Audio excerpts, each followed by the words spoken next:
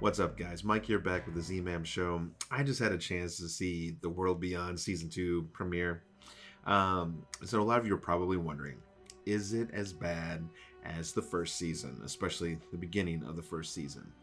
Surprisingly enough, it is not. It is not as bad as what I thought it was going to be, although certain characters are still annoying the very loving hell out of me, including Iris and Hope, and a lot of the decisions that they make, which almost constitutes enough of a reason maybe not to return back to the show, except now there's a lot of other big pieces and key players moving now. We're kind of past now just the simple things of just Iris and Hope and then finding their dad. Of course, this is part of the story, but now we get to learn a little bit more about the CRM and what's really going on. And the intro scenes I thought were the most interesting of, I think, tonight's episode. And what we saw was that not only was there the campus colony that we saw in season 1, which we found out the CRM pretty much annihilated, and they did that, not walkers, they did that, CRM. There was also a huge colony of almost 100,000 people in Omaha, and we see them setting charges along their perimeter fence, which again sparks the interest. How in the hell could you have built a wall like that, especially in the middle of the chaos and everything that's going on? But, you know, whatever. This is the situation we're in, so let's go with it and see what we can do. They end up setting charges and letting just a massive column of 100,000 plus walkers just go in and just annihilate them, right? So what is the CRM's, what is their game plan really? Is it that they want to be the sole, I guess, living source and community moving forward so they can shape the world and make it as they see fit? And basically any other colony is pretty much just in their way and they don't want them to come to power? I mean, I guess it makes sense. And of course, this puts CRM in a totally negative view. I mean, they're evil, right? Totally, big time. And so we get to see this throughout this episode. Of course, they lie to Hope, okay? So, and Hope, you know, when I was saying about annoying things, I mean, so she left the safety and comfort of her friends and stuff to go with Huck, and now they are on this chopper, and they chop her off to this random-ass location that's just, the city's filled with walkers all over the place. And Major Elizabeth, or whatever, the head honcho, dark-haired chick who, for the CRM, wants to teach her a lesson and wants to make sure that if she comes with them, that she's not going to be this rebellious little shit. I mean, of course she's going to be. I mean, doesn't the Major even know that too? Major Elizabeth, she knows that's going to happen. But all the same, they go through the motions to let her go off on her own. And like you'd expect, she, you know, is just stumbling all over the place. She nails her head on a wall, totally gets a concussion. The lines are blurred throughout the episode, trying to understand what's reality and what's just her mind just messing with her. She sees a photograph of some high school chick, and she runs into her, this mysterious dark figure, throughout the night, and they end up battling each other, but it's kind of like her battling herself. Anyways, whatever, existentialism, whatever it is. So, you know, the scenes were okay. The cinematography is looking really good. You see Felix and Iris.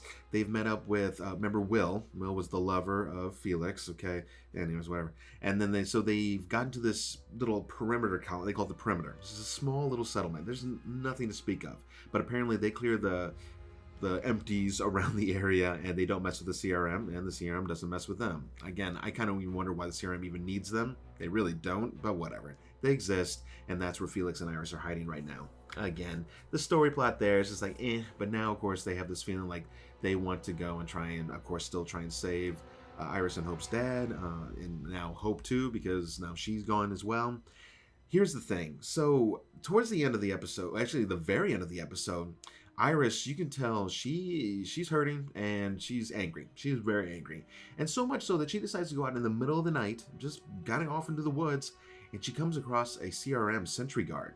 And she ends up shooting him in the back. Luckily, a walker kind of came out of nowhere and kind of startled the CRM sentry. And she shot him in the back or whatever. And so she gets him down.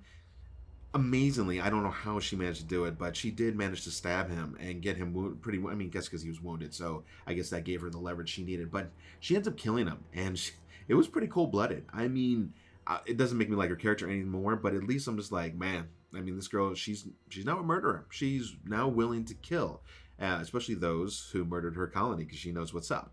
And she even makes a comment to him, says something like, that's what you get, or something like that. Exactly what you expect. So, you know, guys, I'm gonna see this through because I can't help myself. I stuck it through season 1. I'm gonna have to see season 2. It wasn't awful. It's not. I mean, I give tonight's episode around a 6 to 6.5. It wasn't an awful episode. It was entertaining. It kind of sparks some interest and some questions of what's going on. I want to know more about these zombie tests that they're doing to try and create a cure. The one that the father's been working on. Hopefully some of the bad acting from Iris's character and just the stupid situations that they're in doesn't, take from the main story, right? So let's hope that there's something still there, and they're teasing, or they're trying to play around like, oh, is Rick gonna be in this? Rick is not gonna be in this season, guys. There's no way.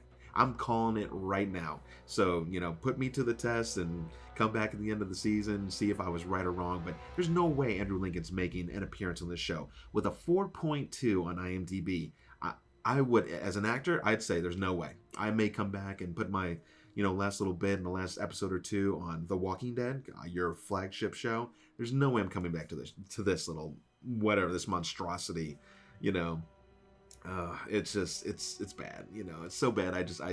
I'm a lost of words for it. I really don't know what to say, except that I think the future episodes of this will probably maintain a range of scores between 5 and probably 6.5. We might even hit a 7 if they do something really, really cool or find something really neat about the CRM. But we're lying and waiting. It's just a 2-season event, in case you didn't know. So this is the 2nd season. I guess we're going to see where it goes. So I hope you enjoy this little talk. I hope this gives you an idea of whether you should come back into the fold or maybe just skip out and just move on with your life. Fear the Walking Dead, October 17th. I did finally confirm that. So that's right around the corner. And it's pretty cool because it's like nuclear fallout style, guys. I mean, these zombies are looking gnarly.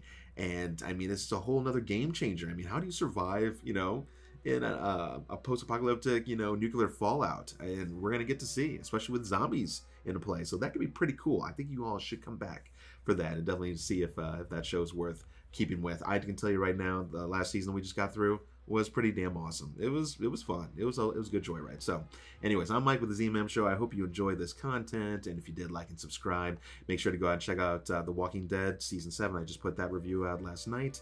And other than that, guys, we have one more episode with The Walking Dead, and then that's on hiatus till 2022. And we'll see what this World Beyond is all about. I'm going to try and stick it out. If I get the viewers, I'll try and keep with the reviews. If not, I might just wait every couple of episodes and just give you guys an update on what's going on. So with that said, I think I'm good to go. Hope you guys have a great week, and I will see you guys at the next review. See you guys.